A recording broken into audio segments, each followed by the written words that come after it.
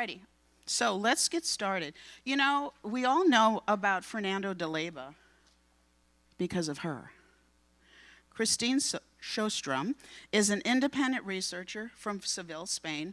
She is the co-author of The Battle of St. Louis, The Attack on Cahokia, and the American Revolution in the West, The Militiamen of St. Louis and St. Genevieve, 1779 to 1783, a compilation of original military lists from the General Archives of the Indies of Seville, Spain, and the American Revolutionary War in the West, and the sole author of Fernando de Leyva, 1734-1780, A Life of Service and Sacrifice in Spanish Louisiana. She is also the past historian from the España chapter of the Daughters of the American Revolution, and was a consultant for the House of Thunder documentary on the Battle of St. Louis. How many in here are associate members of DAR with the España chapter? A couple of us. And Molly is back there. She's from the España chapter as well. So we love our Spanish DAR chapter. Christine.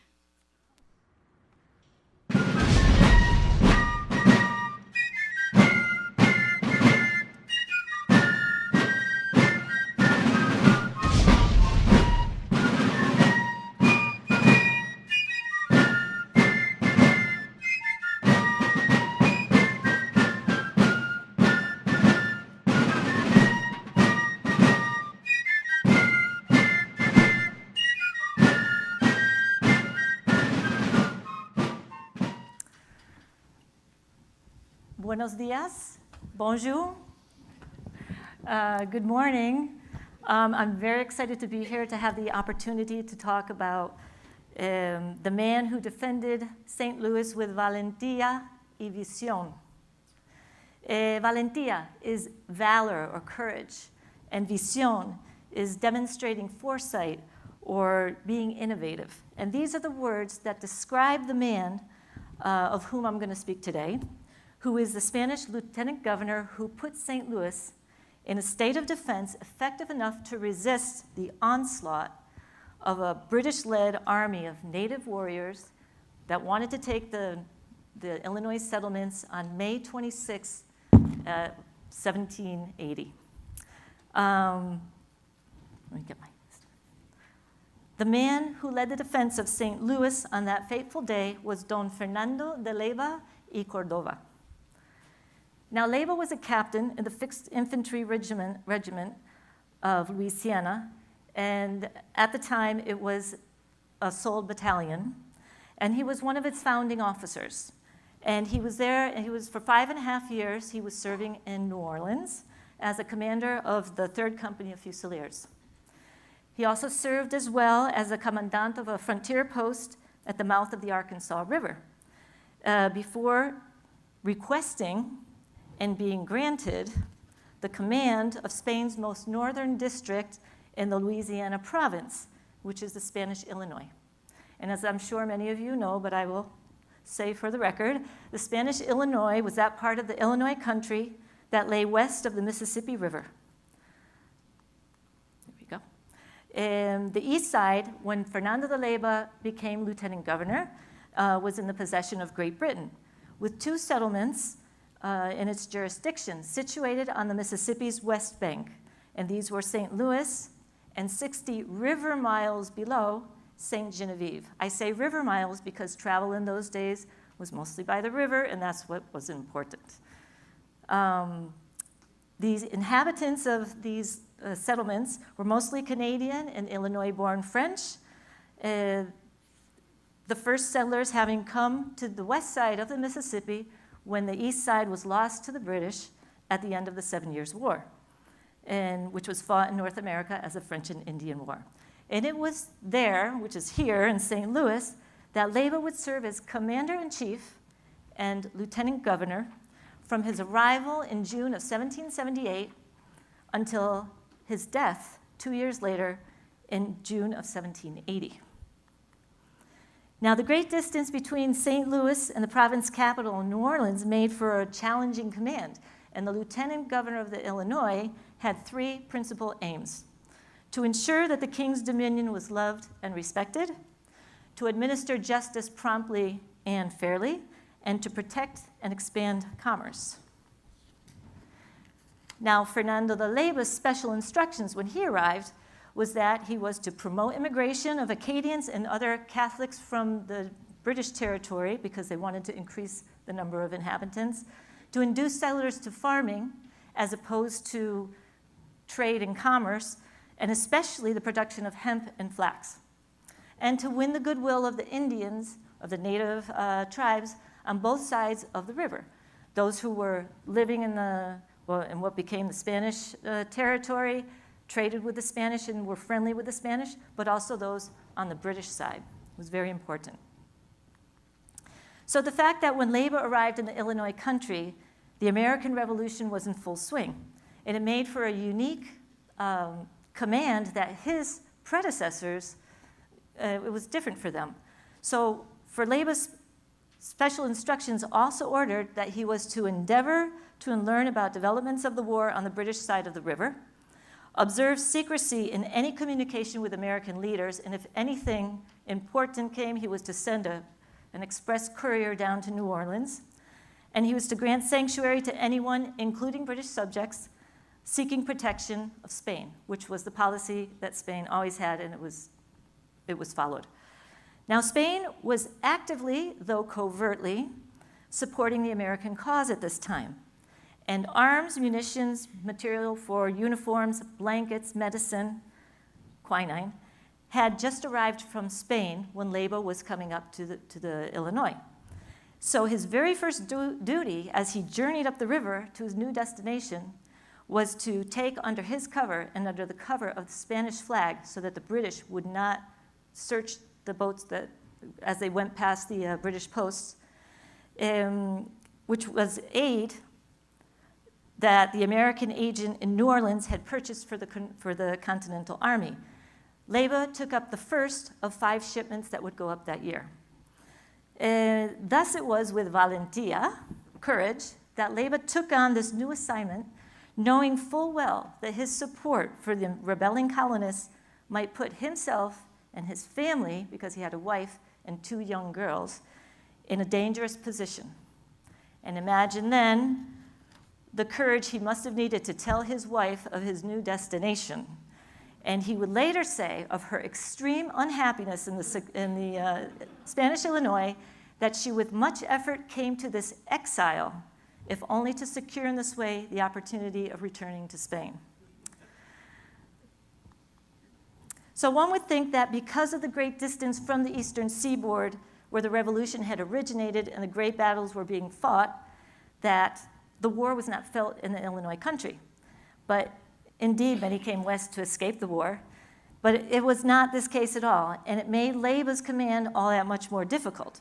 He said that native tribes, not knowing which side to take in the war, came to consult him, and they stayed for days on end, consuming large quantities of flour in the form of bread and corn that far surpassed the amount covered by the royal treasury, and it put great strain on the post economy.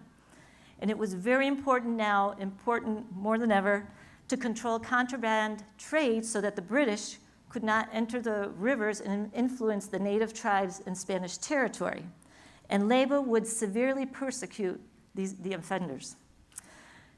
And support of the Americans eventually became troublesome and difficult because the declining value of their currency made it impossible for them to get provisions, and they were already scarce in the Illinois and at very high prices.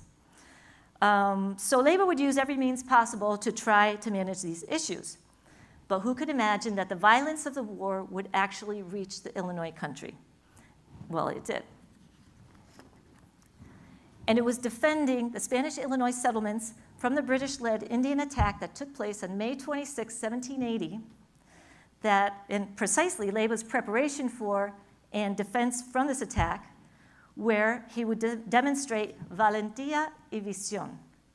And therefore, it is here where I would like to focus my attention today. But first, I would like to say that while Leiva's military encounter in the Spanish Illinois was entirely different from that of his superior, the very well-known Louisiana governor, General Bernardo de Galvez, who from New Orleans captured Great Britain's lower Mississippi River posts and the West Florida settlements, during the same time, well, it's my opinion that Leyba's defense of St. Louis was just as admirable, because the actions of both of them, the one who was defending the North and the other who was conquering the South, were great undertakings that had far-reaching effects. And had they not succeeded, they might have had dire consequences for the Spanish Empire in North America and possibly for the outcome of the American Revolution. And in Leyba's case, hundreds of lives were saved. Yet their achievements were not recognized equally by the populace. And where Galvez's actions were lauded by the community that he served, Leyba's actions were ridiculed. An epic poem was written about Galvez's conquest of Pensacola, likening him to the heroes, the great heroes of history. But of the defense of St. Louis, a little ballad was written and handed down through the generations, recounting the battle, with sarcasm implying the incompetence of Leyba, his lieutenant, and the Spanish garrison. And I don't know if you can read the verse on the bottom there. I will read it. What did they in that moment then? Lacked they all the souls of men? What, had ye not the great Leyba? Where was the famous Cartabona? Your major, where was he as well? The garrison too, your force to swell. So this ridicule is precisely what made me, well, ridicule of a man who had saved his people, is what made me wonder if it was justified. It made me want to know more about Fernando de Leyba and what he did.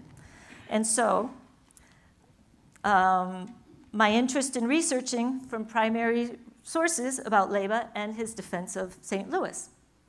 So drawing from the area of my work and experience, which is archival research of historical documents pertaining to the Spanish Louisiana during the American Revolutionary War, and specifically Fernando de Leyba's correspondence, I will be referring throughout the talk to a few documents that I think are key to understanding the conditions under which he labored, and that as a result will give us a good idea of just how his valentia, his courage, and his visión, his foresight, and his innovation led to the successful defense of St. Louis that fateful Friday in May 1780. Okay. Well, the first of these documents is a letter dated St. Louis in March 9th, 1780, just 2 months before the battle, that Leyba wrote to Governor Galvez in New Orleans expressing a worrisome situation that the truth is we really don't know when he first heard about it or started to think about it, but he finally wrote, "A algunos viajeros he oído decir, from some travelers I have heard, and also the American commander on the other side of the river wrote me that our court had declared war on London." But wait a minute. How could it be that he did not know about the declaration of war? The war that his king, Carlos III, had declared back in June of the previous year. That was 9 months ago. And okay, sure, so it took some time for notification to reach New Orleans and the governor. And Governor Galvez did keep the news secret so that the British would not find out about his intentions to attack the lower Mississippi River posts, and until the very eve of his attack, on which would be September 6th, because he attacked on September 7th, Manchac. And then it's true, too, that convoys tended to come up to the Illinois country with merchandise and news in the spring and in the fall. And that was generally a 3-month journey. But wouldn't such an important international development have warranted an express courier to take the news to the Illinois country and to the lieutenant governor? Well, the truth is that the great distance to the Illinois country and navigating the winding Mississippi against sometimes very strong currents made the location even much more remoter. And it was a virtual exile. And this was Leyba's greatest disadvantage, that communication was painfully slow. For even the July 8, 1779 royal order that authorized Spain's American subjects to hostilize by land and by sea the subjects of Great Britain seems to not have been sent to Leyba in the Illinois. At least not from what I have found in archives, because I have found that it was sent to the post commandants at Point Coupé and at Arkansas Post, sent to them dated January 17th, 1780, which in itself is very late. But even if it had been sent to Leyva, therefore, it would not have arrived in time, because if it had been sent with these others, well, if we count January, February, March, April, we're in March. He wouldn't have received it when he wrote this letter. So, speaking of the letter, Leyva continues, "Estas noticias," this news, together with news that I have that a large number of Indian nations, commanded by one Ducharme, which is Ducharme, I think, a Frenchman employed by the British, are to attack and destroy this post, makes me believe the matter of war to be true. But Leyva must have asked himself, and if the rumor is false? Because rumors were something to be very leery about in a place with such slow communication, because you could not verify them quickly. And rumors were used also as perhaps psychological warfare. There were a lot of lies out there just to try to scare the other side, sort of thing, you know. Okay.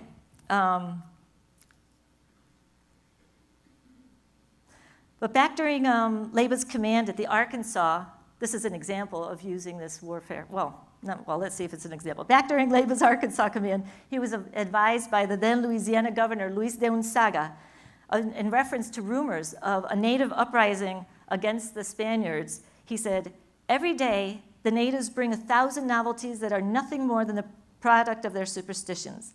But this does not mean that we should cease to be cautious and vigilant in order to keep up our reputation and good practice of not being caught by surprise, nor of being too trusting." But Leyva's own special instructions for the Illinois were firm, too, in the need to verify rumors before communicating them to New Orleans. "If there is any news of importance, he shall communicate it to me promptly, after first assuring himself of its truth, in order not to incur useless expense to the royal exchequer," to the royal treasury. Well, Leyva did follow Unzaga's advice, and he said, "Aunque creo que las bravatas de Ducharme se disipen, though I believe Ducharme's bravado will dissipate and that this post will not suffer the attack they threaten, the measures I have taken show that I am not disregarding this news." And with that, Leyva sent his two little girls, 11-year-old Pepita and 9-year-old Rita, down to the safety of New Orleans, entrusting their care to the Ursuline convent and their future custody to Governor Galvez personally, because he had lost his wife 6 months before to melancholy, though most likely to illness. And were Leyva to perish in this rumored Indian attack, the young girls would not only be orphaned, they would be left entirely destitute. And it's also likely that Leyva on this occasion, in this letter, or along with the letter, would ask for his superiors to send him formal confirmation of the declaration of war, which he hadn't had. So with his daughter safe, Leyva would set his sights on defending the Spanish Illinois. And as he looked around to consider the current state of defense of the Illinois country, and particularly St. Louis, where the Spanish Illinois seat of government was located, what might have been his first observation? That there were none. So let's situate ourselves again on the map. Okay, and we zoom in on St. Louis here. And after the 7 Years' War, when Spain gained possession of the Louisiana province, recognizing that north of St. Louis there were some important waterways, the Des Moines River, the Missouri River, by which anyone could enter Spanish territory, they sent a Spanish company up to build a fort at the mouth of the Missouri River. Now, this map was prepared by French engineer Guido Dufossat. It shows the region around St. Louis, and as it was when that first Spanish company came up to the Illinois and built the fort. And notice here that the north is to the right on the map here. Okay. St. Louis, as it was then, looked like this. The town had been settled with the thoughts of just trading in furs, and it had no prior history of conflict with any Indian nation or European nation. And so there had been no need for fences except to enclose a yard or to keep livestock out of the fields. And so St. Louis had no defensive structures. And the only defensive structure then was the fort at the mouth of the Missouri River. It was named the Royal Fort San Carlos, El Príncipe de Asturias, but the French normally just called it Fort St. Charles. And it was a square wooden stockade fort with 4 bastions. In the interior, there were 2 buildings and a central plaza, Plaza de Armas. And it was protected by 5 cannon, 1 6-pounder and 4 4-pounders. Now, in 1770, a garrison was assigned to the Spanish Illinois, and it consisted of 36 men, and they were distributed among the Missouri River Fort and the 2 Spanish Illinois settlements. So in the Missouri River Fort, there was a detachment of 7, and they manned the stockade fort. In St. Louis, which would be the main garrison, there were 20 with the commanding officer, who was Fernando de Leyva, the lieutenant governor. And they were in the government house, which is a sturdy stone structure, and the lieutenant governor lived on the top floor. The garrison was housed in the basement, and the main floor was the government hall. And in St. Genevieve, there was a detachment of 9, and they lived in a rented house in town, and his lieutenant was in charge of this detachment. So such were the defenses that Leyva found them when he arrived in 1778. And one of his first complaints was with the government house, which, while it was the most solid structure in town, or one of them, it was in desperate need of repairs in roofing, carpentry, joinery, ironwork. And in Leyva's opinion, it was unlivable and afforded little protection to severe weather. But Leyva also considered that the government house was useless as a defensive structure, as there was no way of defending it except from the inside. There's no roof that you could stand on. There were no bastions. So it could easily be breached by anyone who wanted to force entry. As for the Príncipe de Asturias fort at the mouth of the Missouri, when Leyva arrived, it was in such a ruinous state that it was only a fort in name. Now, to give an idea of what a fort in a ruinous state might mean, Leyva had once said the same thing of the fort at the Arkansas post, where he said that of the 1,800 stakes that compose the stockade, only 294 are nailed on, and the rest are not secured in any way except for leaning on the crosspiece. And when a stake fell down, they would merely pick it up and lean it back in place. But more importantly, however, the low situation of this Missouri fort, and I'm sure if you're all here from Missouri, you probably are aware of the situation at the river here. It had a beach in front of it, in a half-moon shape with a radius of half a league, which is a little more than a mile. And it was rendered useless, Leyva said, due to growth of trees on the beach that blocked the view of the boats that entered and left the river, which was the purpose of the fort to begin with. So Leyva, in fact, preferred a different location for a fort where he could house the garrison and also keep intruders out of the Missouri River, a site 7 miles up the Missouri River on its southern bank at a place called Cold Waters, near what years later would be Fort Bellefontaine. If you're from here, you must be familiar with it. Yep.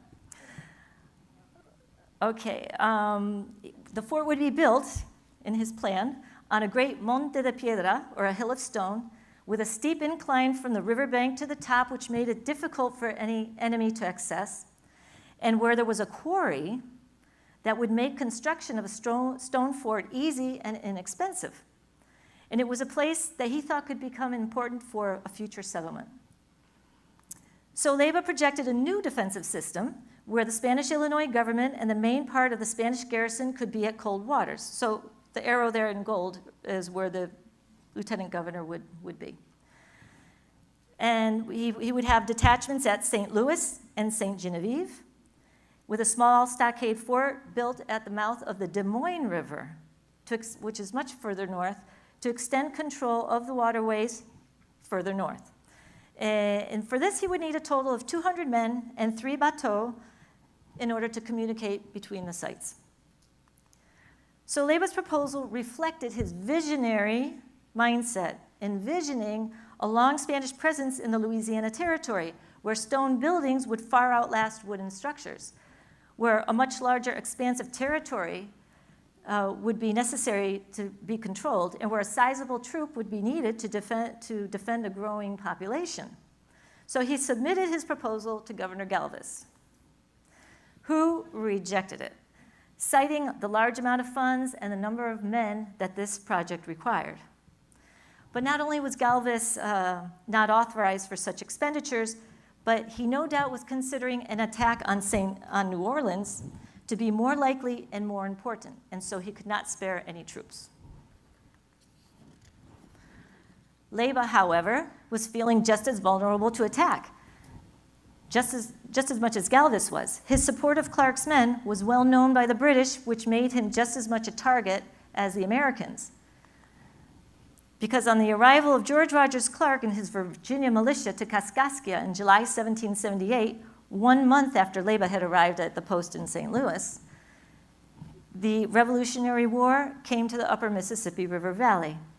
For Clark captured from the British the post at Kaskaskia, which is opposite St. Genevieve, Cahokia, opposite St. Louis, and Vincennes on the Wabash River.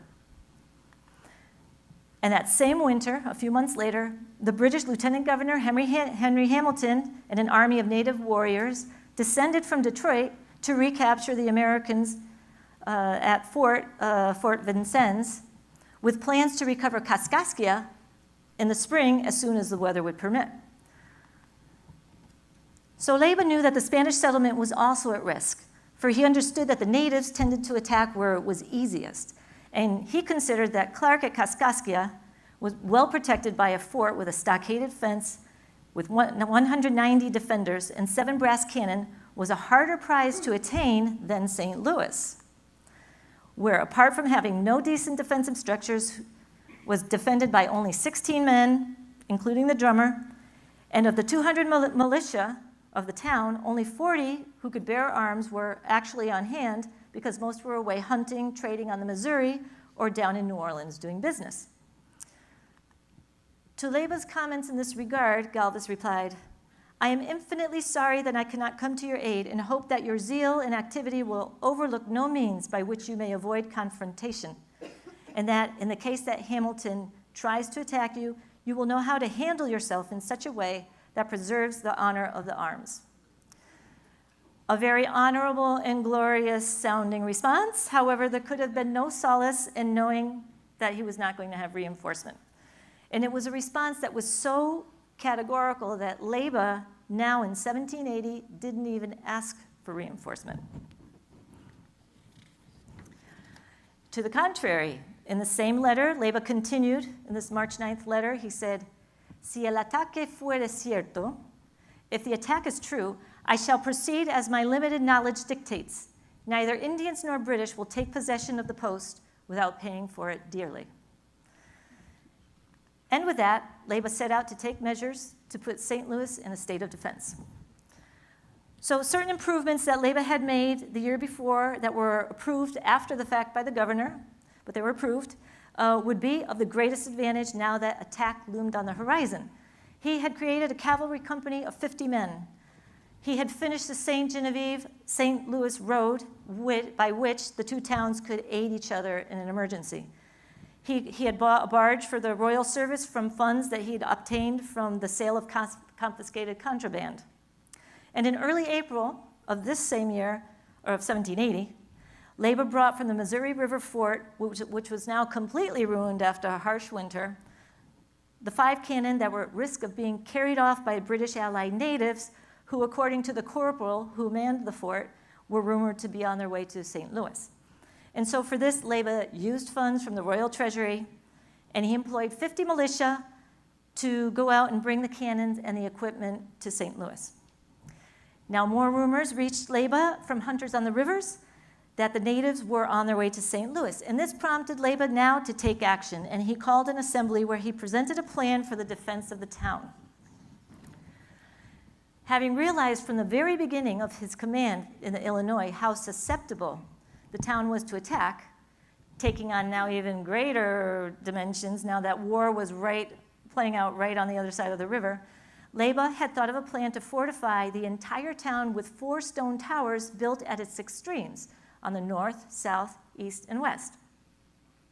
surely with the thought that from the top of a tall tower, a guard would be able to detect the approach of an enemy before it got within musket or cannon shot of the town.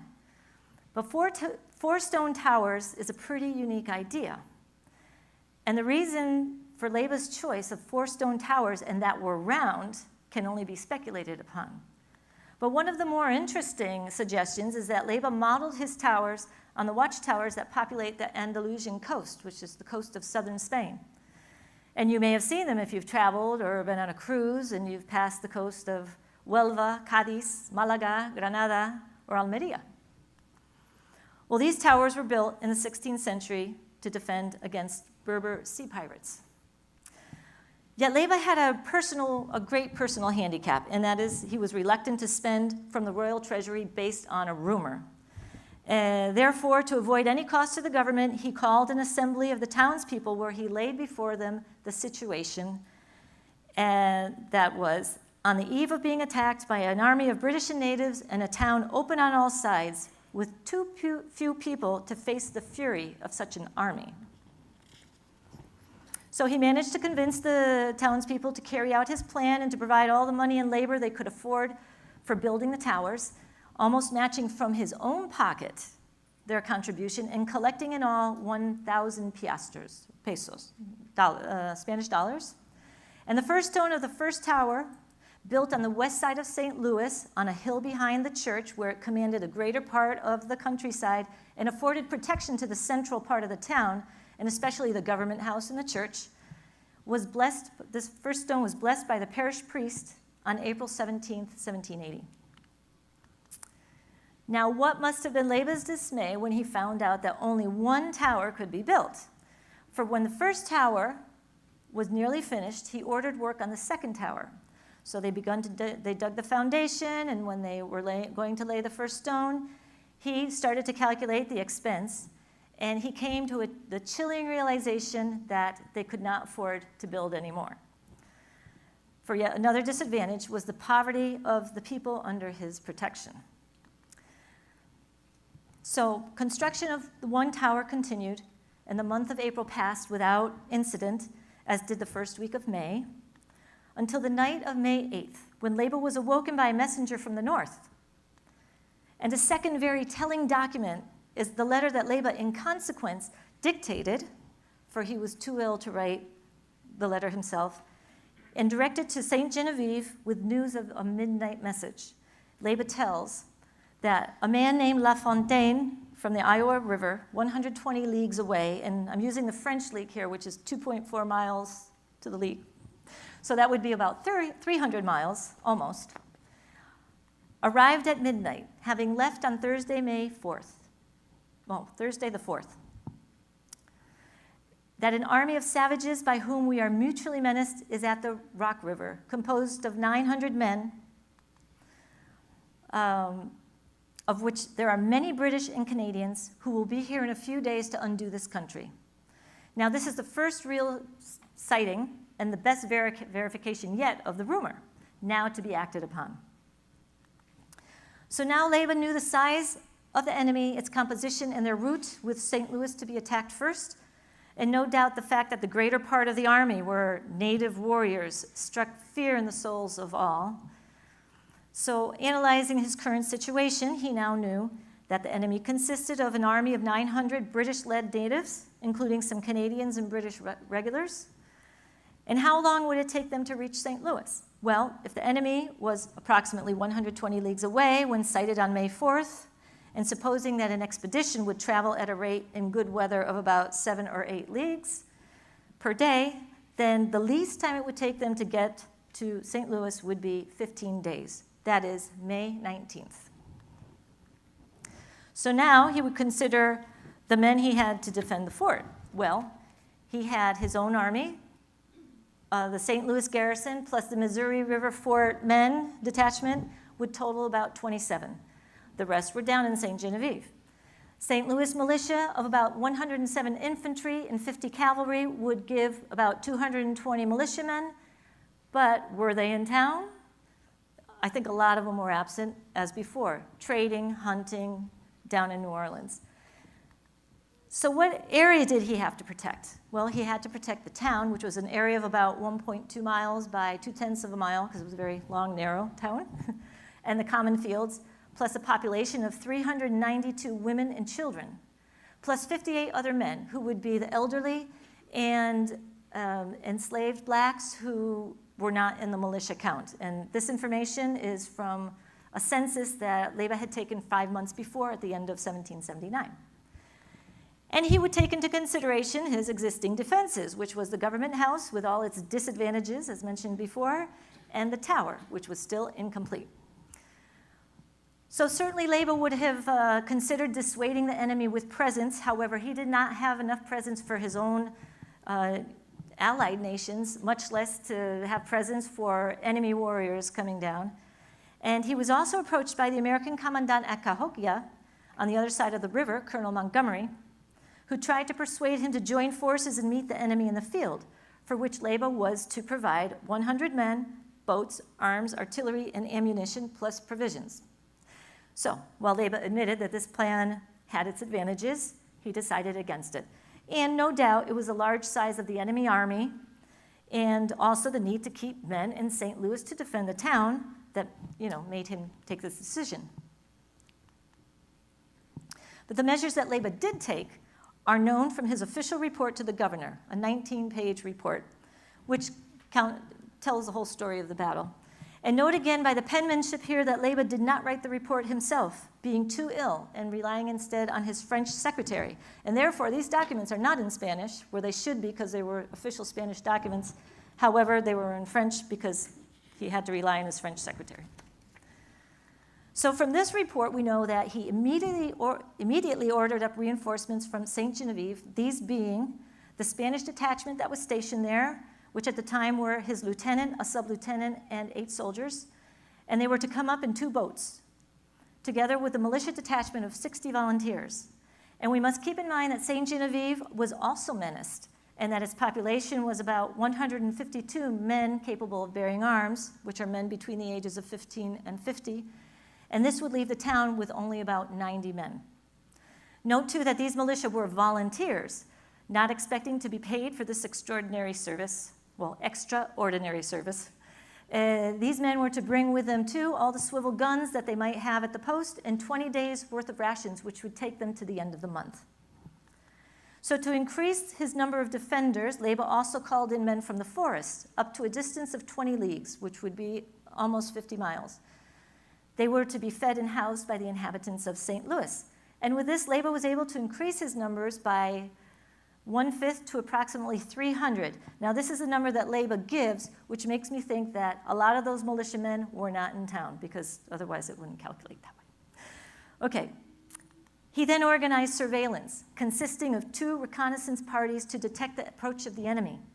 So one of these parties was made up of 40 men in 3 pirogues, and a pirogue is like a dugout canoe that you would row to a distance. They would go up a distance of about 24 or 30 miles to just about 10 miles below the mouth of the Illinois and remain 5 days and then come to report back. And the other party consisted of 12 men in 2 canoes, which is a birch bark canoe. Oh, I don't understand much about canoes, but and they would go up a distance of almost 50 miles to just 10 miles above the mouth of the same river, and they were to remain there until the enemy was sighted. Now, in the meantime, Leyva hurried up work on the tower, laying the floor and hoisting up the 5 cannon that he'd brought from the Missouri River Fort. And he most likely positioned them initially, as shown here, toward the north, west, and south, not knowing for sure the direction in which the enemy would attack. And he would later orient them accordingly. And thank you, Steve, for the diagram there. So that was Steve's idea. Now, had it been possible to build the other 3 towers, as Leyva said, St. Louis, with few troops, would have been well protected by the enemy. However, without them, the enemy could easily enter the town. And perhaps Leyva remembered at this time advice that he had once gotten from Governor Unzaga when he was at the Arkansas post, when Unzaga urged him to repair the stockade, stressing the effectiveness of fences and enclosures in deterring Indian attacks. So Leba's solution was to build entrenchments surrounding the entire town, circling the town around to the north and around to the south, all the way to the riverbank, to a total of 2,000 yards. And a guard would be kept up day and night. Now remember, all of this is done without official news of the war, taking measures based on rumor, and without prior approval of the royal treasury for any spending. So he organized now his men. Leba organized his defenders in such a way that the militia were to defend the entrenchments, divided equally between the northern and the southern entrenchments. And he assigned 20 soldiers of the garrison, commanded by his lieutenant, Francisco de Cartabona, to defend the government house. Now, the government house not only served as a Spanish government hall, as we said, with all its documentation and presence for the Indians, which undoubtedly made it the ultimate target of the enemy, but it also served as the soldiers' barracks, and it had a jail, and it was to shelter the women and children, being the strongest structure and best defended. Not that it was well defended, but what? Okay.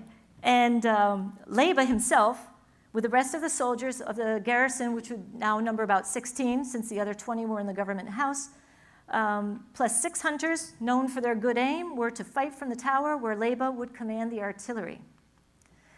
So May 19th, the earliest expected time of arrival came and went, as did the 20th, and the 21st, and the 22nd. And on May 23rd, scouts arrived with notification that the enemy had been spotted 20 leagues away. Remember, that was almost 50 miles away. And considering the rate of travel on a river, where a craft could travel about 25 leagues a day, attack was imminent. And on May 24th, St. Louis fur trader Francis Vigo arrived from New Orleans with official news of the declaration of war. That was read on May 25th to the public by Lieutenant Cartabona in the town square. Leba was too indisposed due to his illness to do so.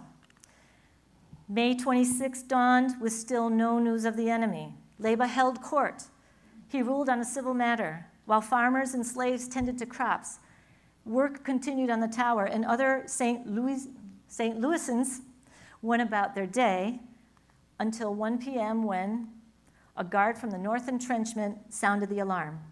And at this moment, Leba must have wondered why there was no notification from his scouts on the rivers. Had they been captured or killed? How many men had he lost? The tower was not yet finished because it still needed the parapets, which are the little low wall on the top so that you don't fall off, or you can put the cannon behind. As the enemy attacked from the north, everyone to a man turned out and fell to his pre-assigned position. Leba, who was too ill to get to the tower on his own, was carried in a silla de manos, or in a type of sedan chair. The women and children fled to the government house, from where their cries of terror could be heard. Leba told in his report, "The most distressing part of the attack was the confusion and the lamentable cries of the women and children who could be heard from their refuge all the way to where our combatants were posted." And it is, he continued, "and it is but thanks to the heroic courage that the muskets did not fall from the hands of fathers of families who rose with all imaginable courage to this occasion."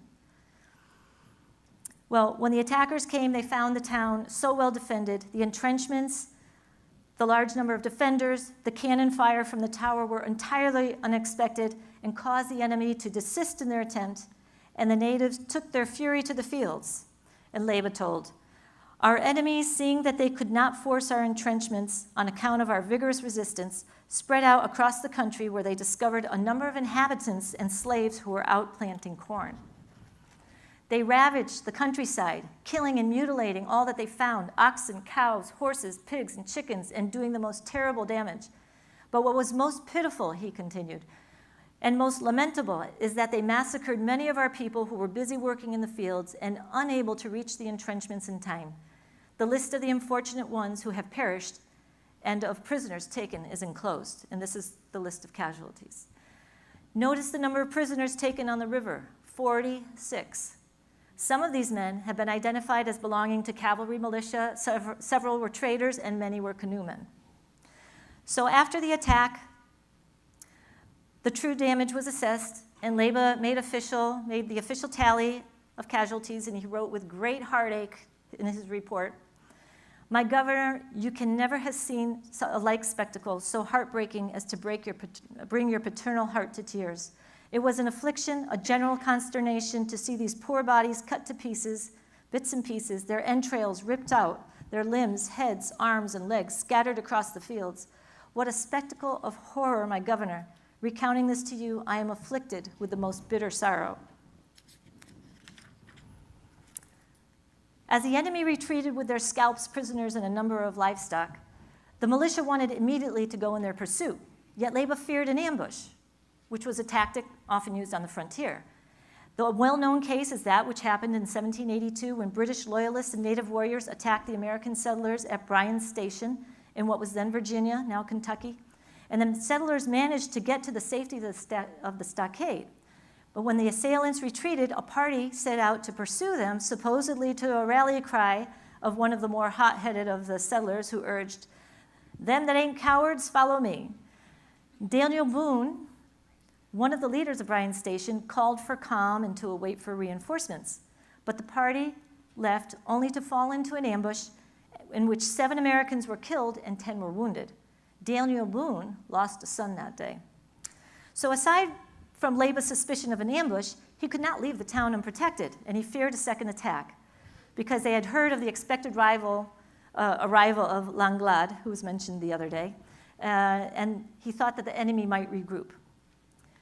Well, 4 days after the attack, on May 26th, it being the end of the month, Leyba released the hunters and arranged for St. Genevieve militia to remain in St. Louis, contracting with the local merchant, using for this treasury funds. And he wrote in his report to to Galvez, "All the orders I gave for the expenses are signed with a trembling hand." He was afraid to spend. After 10 more days, he agreed to send a group of militia to accompany a party on the American side to go in pursuit of the enemy. The Spanish contingent was led by Louis Picotet de Bellettre, consisted of 100 St. Louis volunteers and 50 Peoria natives, and the American contingent, led by Colonel John Montgomery, consisted of 200 American troops and French volunteers, as well as 50 Peoria, Machi, and Kaskaskia natives. Well, Leyba would never hear of the outcome of this expedition, which tracked the enemy to the lower shores of Lake Michigan, but they were unable to reach the enemy before they escaped across the lake back to their home base at Michilimackinac. For Leyba would die a week before they returned. Still, 10 days after the expedition's departure, the threat of attack greatly diminished. Leyba had dismissed the St. Genevieve militia and sent Lieutenant Cartabona down with them to return with more provisions and a smaller detachment. Cartabona was to return alone and in haste, because due to the death of Fernando de Leyba of illness in the early morning hours of June 28, 1780. Leyba was interred next to his wife in the parish church of St. Louis. Now, Lieutenant Cartabona would take over command of the garrison until the arrival of Lieutenant Colonel Francisco Cruzat, who arrived from New Orleans in a record 57 days and with the green light to draw on the royal treasury in order to do whatever it took to protect the Spanish Illinois from another Indian attack. And for this, he would finish the tower, rebuild the perimeter of St. Louis with stone walls and wooden palisade fences to the amount of 32,000 pesos. He would also employ, with pay, the St. Louis militia for 33 months, from July 1780 until February 1783, when the war was practically over. And at intervals, the St. Genevieve militia between July and August 1780, and then between September 1782 and February 1783, a total of about 7 months.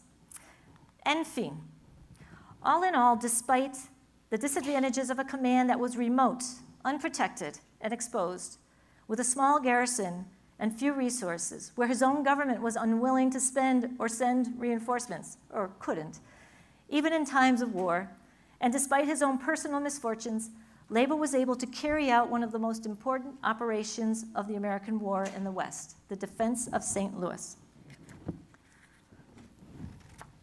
In contrast to the ridicule that Leyba's reputation suffered in St. Louis, that I referred to at the beginning, In Spain, his successful defense of the Illinois settlements was celebrated.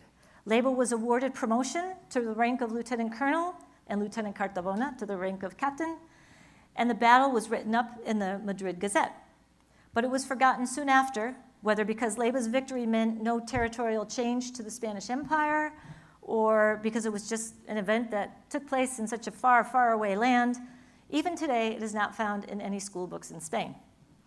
In recent years, however, in Spain, the value of Leyva's achievement has been remembered and recognized, culminating in the spring of 2019 in a tribute and unveiling of a monument in Leyva's birthplace, Ceuta, by the Spanish military, honoring Leyva in his vigorous and successful defense of St. Louis. And the Commander General of the Ceuta General Command, General Sancho Cifre, affirmed in his speech that it is an act of historical justice to celebrate our heroes and their achievements, their exploits, to acknowledge these individuals who should be an example worth imitating because of the important human qualities and values they embody. And in this case of Leyva and his defense of St. Louis, it's valentía y visión. Thank you.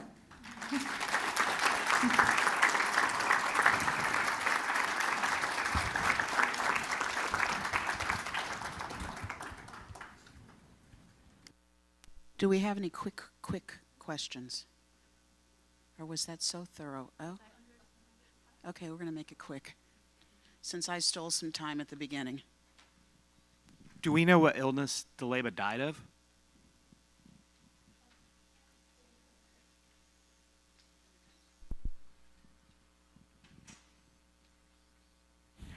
Well, I believe it was malaria. We don't know officially, but he was at Arkansas Post for 3 years.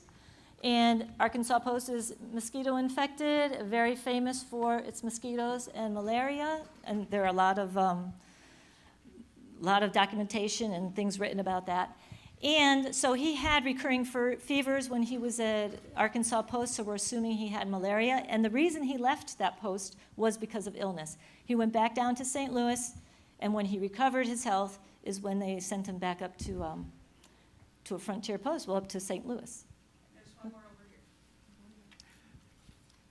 here. Have we or has anyone identified the point at which the British and native force came ashore to conduct the attack, and their approach, was it down the Mississippi River or down the Illinois River? The first part was what? The approach? Huh? The approach of the British and Indian force, did they come down the Mississippi River or down the Illinois? Well, Steve put up a map the other day, and these were coming down, I believe, the Mississippi River. No, Steve? Steve is more up on the... The route that the attacking force came down, Mississippi River, Illinois River, both? The Mississippi River for the main force and long line came down the Illinois. Okay. And there was another part of that question, was there? The point at which they came ashore to actually conduct an attack. Has anyone identified? I believe that they stopped north of the mouth of the Missouri River, and they camped there, and they did some reconnaissance around St. Louis to see what they can find, what they could see. They couldn't get close enough to really see anything because people were out in the fields. This is what they say. And therefore, they were not aware of the tower and all the defenses. And when they attacked, well, they were totally surprised. I think that was just above the mouth of the Missouri River. Okay, quick. What happened to the daughters? Well, the daughters, they were orphaned. And they were in New Orleans at the Ursuline convent, but they had an uncle who was also serving in the regiment, he was serving with the España regiment, but he was there, helping in Galvez's expeditions. And so when the Spaniards left, they went to Cuba, they went to Havana, he took the girls with him, and then he took them back to Spain. And they ended up in a convent there, and then they ended up marrying, and they had children and everything, and I followed their lines pretty much, so. Okay, and we're going to switch now for our next speaker. Let me say that is why St. Charles City is trying to do a sister city with Cartagena, because that's where the girls went back to, and we think that's an appropriate place.